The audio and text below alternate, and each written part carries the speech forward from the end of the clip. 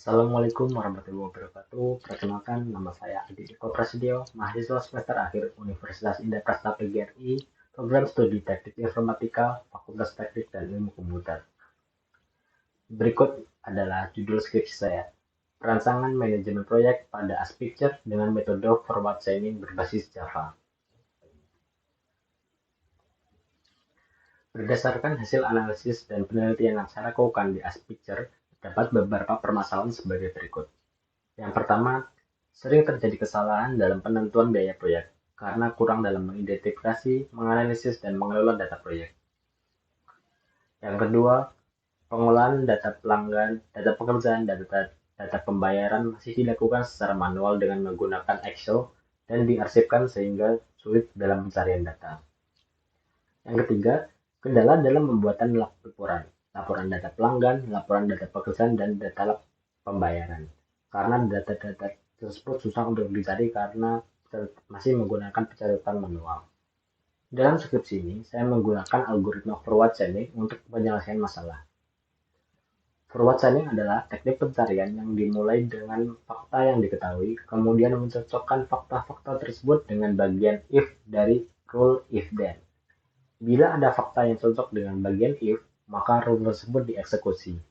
Bila sebuah rule dieksekusi, maka fakta baru atau bagian dari then ditambahkan ke dalam database. Setiap kali pencocokan dimulai dari rule teratas. Setiap rule hanya boleh dieksekusi sekali saja. Proses pencocokan berhenti bila tidak ada lagi rule yang bisa dieksekusi.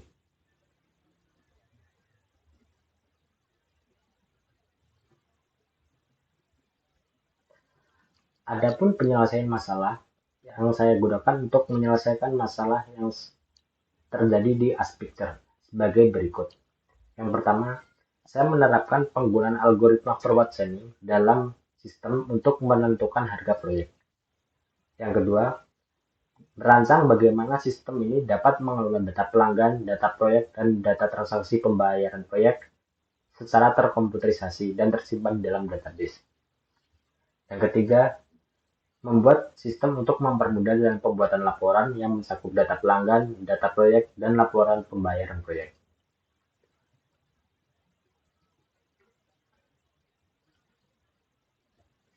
Tahap pertama yang saya lakukan untuk menyelesaikan masalah yaitu akuisisi pengetahuan.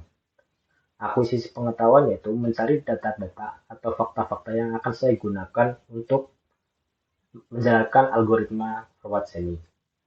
Yang pertama, terdapat data paket harga. Di sini terdapat 11 paket harga yang ada di Aspicture. Di antaranya ada paket 1, paket 2, paket 3, paket 4, dan seterusnya. Yang kedua adalah data fakta.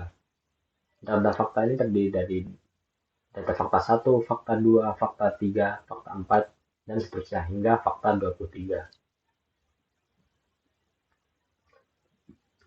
Setelah data-data tersebut sudah didapatkan, maka tahap berikutnya yaitu representasi pengetahuan. Representasi pengetahuan di sini adalah mendapatkan tabel keputusan atau data aturan paket harga yang dilakukan oleh Aspicture. Di sini terdapat tabel keputusan yang saya dapatkan. Dari tabel keputusan ini diperoleh jika paket 1 dengan fakta 1, fakta 5, fakta 12, dan fakta 20. Paket 2 dengan fakta 1, fakta 6, fakta 13, fakta 15, fakta 20, fakta 23, dan seterusnya. Tabel ini yang akan menjadi acuan dalam pembuatan program.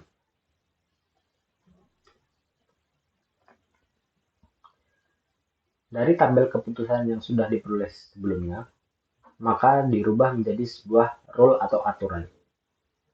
Rule 1 yaitu, jika fakta 1 dan fakta 5 dan fakta 12 dan fakta 20, maka ambil keputusan bahwa paket 1. Rule 2 yaitu, jika fakta 1, fakta 6, fakta 13, fakta 15, fakta 20, dan fakta 22, maka diambil keputusan paket 2, dan seterusnya. Rule ini didapatkan dari tabel keputusan yang sebelumnya sudah dibuat. Sehingga rule ini nantinya yang akan kita terapkan di dalam aplikasi. Selanjutnya saya akan melakukan demo program untuk program yang saya buat, yaitu program manajemen proyek pada ASPicture dengan metode forward chaining berbasis Java.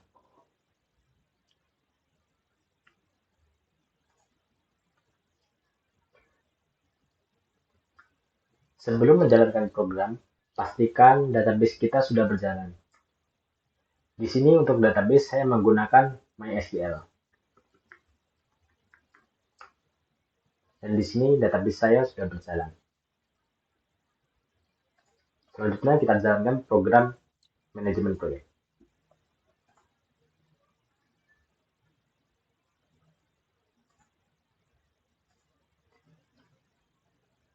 Berikut ini adalah halaman login untuk login ke aplikasi manajemen proyek. Di sini saya akan memasukkan username dan password. Jika kita menginputkan data username atau password yang salah, maka sistem akan menampilkan pesan bahwa login gagal, sehingga kita harus mengulang login kembali. Dan jika login kita benar, maka sistem akan menampilkan halaman utama dari sistem manajemen proyek. Berikut ini adalah halaman utama dari sistem manajemen proyek ASPicture dengan metode forward chaining berbasis Java. Di sebelah kiri terdapat username yang sedang login, dan juga terdapat beberapa menu antara lain menu dashboard, data paket harga, data fakta, data aturan, data cek harga, data pelanggan, data pekerjaan, dan data pembayaran.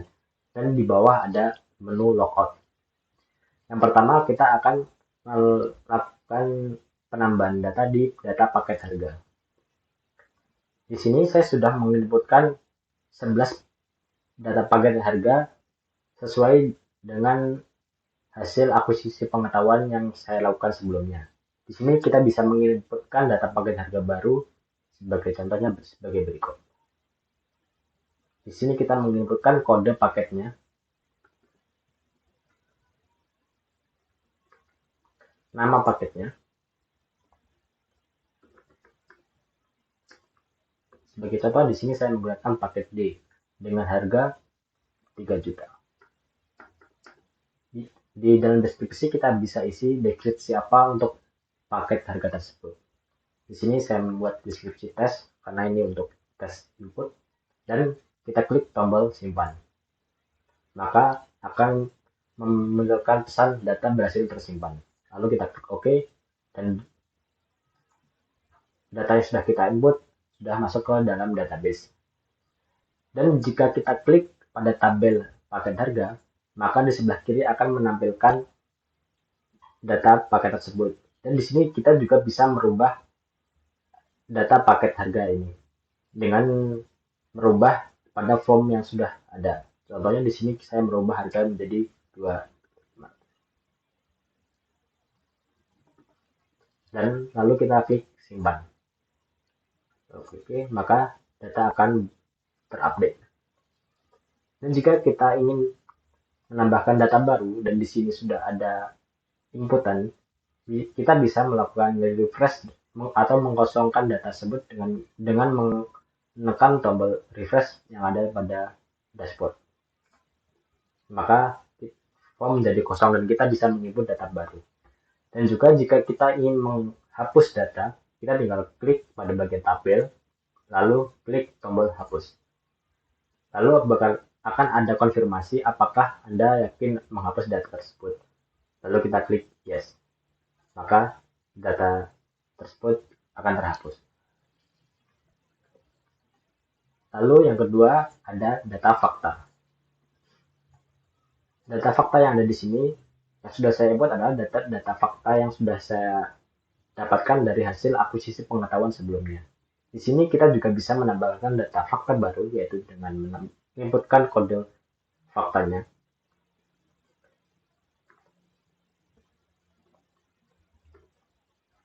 Nama faktanya, di sini saya menggunakan nama fakta tes, lalu klik simpan.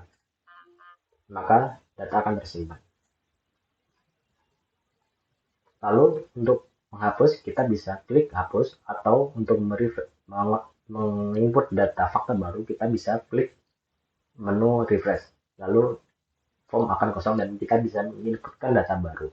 Atau jika kita ingin menghapus, kita tinggal klik pada bagian tabel dan klik tombol hapus. Lalu akan ada konfirmasi apakah kita yakin akan menghapus data tersebut. Lalu klik yes. Dan data akan terhapus.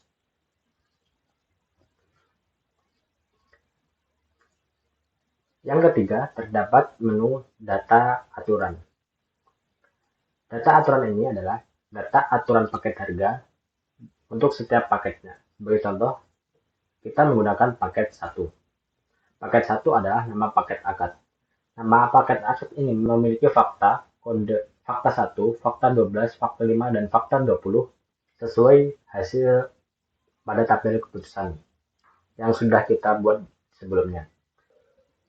Untuk mengubah data aturan paket harga ini, kita bisa klik pada bagian tabel data fakta, lalu klik dan data akan muncul pada bagian tabel data fakta paket harga.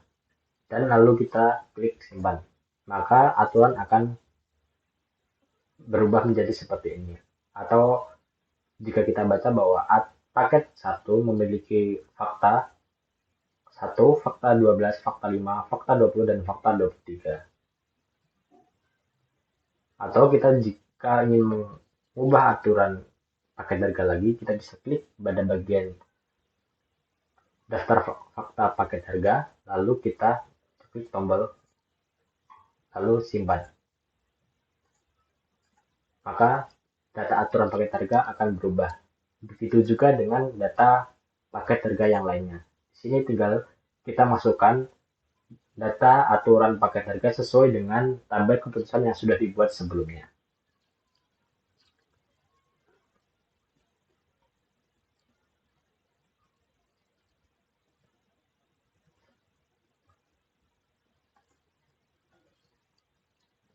Dan selanjutnya kita ke menu cek harga.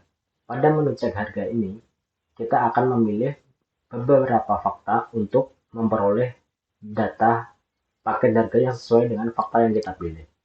Saya akan memberikan contoh, saya akan memilih beberapa fakta, lalu kita akan melihat berapa harga yang dihasilkan dari fakta tersebut.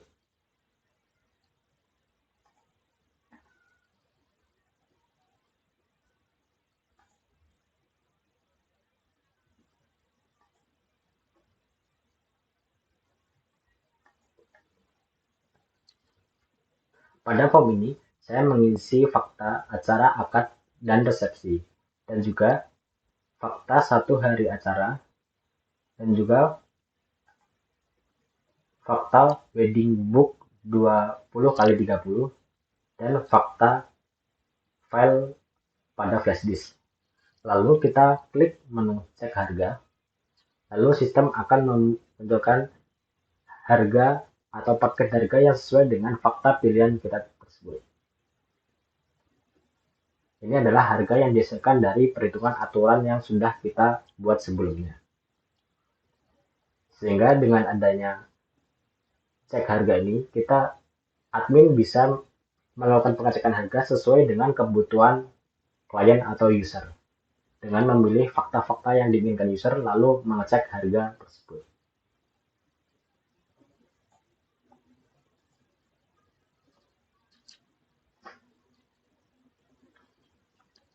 Lalu selanjutnya, data pelanggan.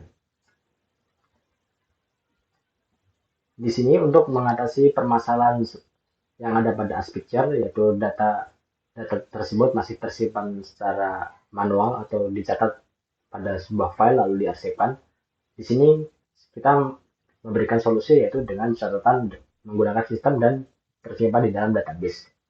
Untuk data pelanggan, kita bisa memasukkan ID pelanggannya. Di sini saya akan menginput data pelanggan baru. Nama pelanggannya, di sini kita bisa tulis nama pelanggannya. Jenis kelamin pelanggan. Lalu alamat pelanggan.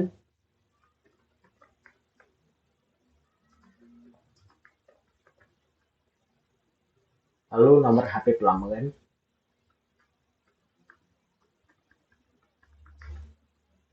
Di sini kita memerlukan dua nomor HP yang aktif untuk diinputkan ke dalam sistem.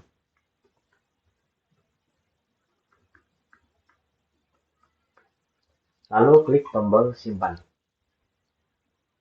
Akan muncul pesan data berhasil tersimpan dan data akan tersimpan. Dan bila kita ingin mengubah atau menghapus data tersebut, kita bisa klik pada bagian tabel, lalu kita rubah data mana yang akan kita rubah. Sini kita rubah, lalu kita simpan, dan data akan tersimpan. Atau jika kita ingin menghapus, kita tinggal klik tombol hapus.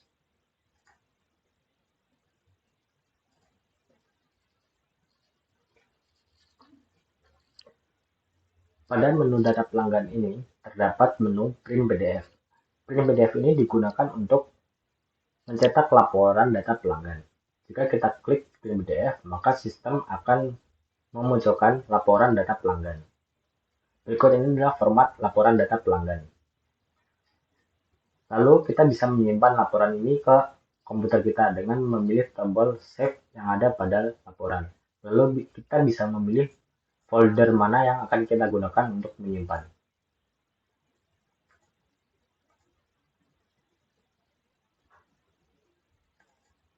Lalu kita beri nama laporan yang akan kita save. Di sini saya akan memberi nama laporan pelanggan. Lalu kita pilih tipe file yang akan kita gunakan. Di sini saya akan menggunakan file PDF. Lalu klik save. Lalu kita cek ke folder yang sudah kita gunakan untuk mencetak laporan tersebut. Di sini terdapat laporan pelanggan. Di sini file laporan yang tadi kita buat sudah tersimpan. Selanjutnya ke menu data pekerjaan. Di sini kita bisa menginput nama pekerjaan yang sesuai dengan data form yang sudah ada. Di sini kita masukkan ID pekerjaan, nama pekerjaan, dan tanggal pekerjaan.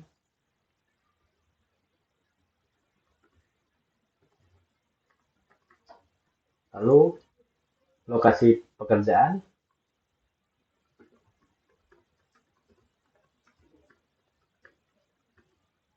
lalu nilai pekerjaan,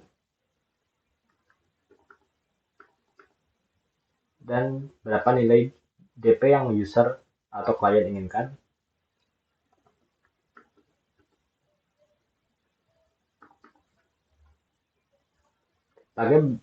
Pada bagian nama pelanggan, kita bisa mencari nama data pelanggan dengan klik tombol search, lalu pilih nama data pelanggan.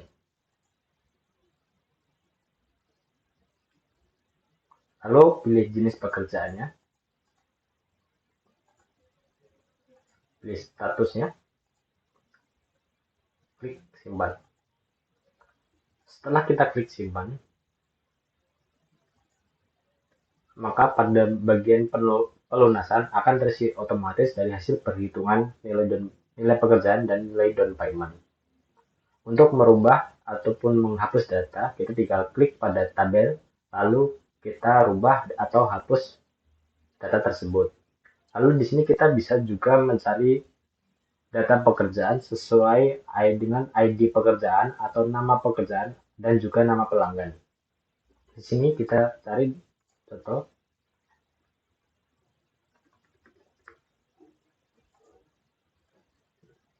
Berikut adalah hasil dari hasil pencariannya. Lalu di sini kita bisa juga mencetak laporan data pekerjaan dengan mengklik atau memilih print PDF. Lalu sistem akan memunculkan laporan data pelanggan. Berikut adalah format laporan data pekerjaan. Di sini laporan ini bisa kita print atau simpan ke komputer kita. Klik tombol save.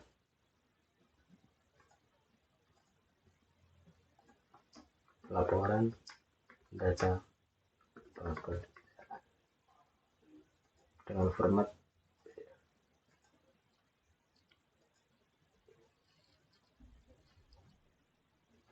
Berikutnya adalah pada menu data pekerjaan. Lalu berikutnya ke data pembayaran. Pada data pembayaran, kita bisa mengisi data pembayaran sesuai dengan form yang ada. Di sini kita bisa mengisi ID pembayarannya, tanggal pembayarannya, lalu jumlah pembayarannya, jenis pembayarannya, apakah pembayaran down payment atau pelunasan. Di sini saya memilih down payment. Lalu nama pekerjaannya kita bisa dengan melakukan pencarian nama pekerjaan. Di sini kita coba menggunakan pekerjaan 3 atau ID pekerjaan 3. Lalu kita klik, lalu sistem akan otomatis mengisi nama pekerjaan dan nama pelanggan yang sesuai dengan data pekerjaan yang sebelumnya sudah kita input. Lalu klik cara pembayaran, pilih cash atau transfer. Di sini saya menggunakan cash, lalu klik simpan. Dan data akan tersimpan ke dalam data pembayaran. Di sini kita juga bisa melakukan pencarian data dengan menggunakan ID pembayaran atau nama pekerjaan atau nama pelanggan. Di sini saya contoh menggunakan nama pelanggan. Lalu akan menampilkan data pembayaran atas nama pelanggan Adit. Kita juga bisa melakukan pembuatan laporan data pembayaran dengan memilih tombol atau menu print PDF. Lalu sistem akan menampilkan laporan data pembayaran pada yang ada pada tabel data pembayaran. Berikut adalah format laporan data pembayaran. Di sini kita bisa menyimpan atau meng-print laporan ke komputer kita seperti sebelumnya.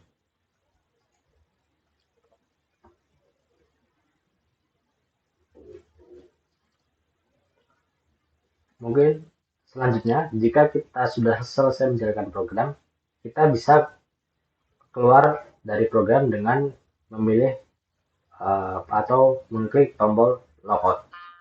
Lalu akan ada notifikasi apakah kita yakin keluar dari aplikasi, lalu kita klik yes. Lalu sistem akan keluar dari aplikasi dan akan menampilkan halaman login kembali. Mungkin itu tadi demo program yang dapat saya sampaikan, kurang lebihnya mohon maaf. Akhir kata, wassalamualaikum warahmatullahi wabarakatuh.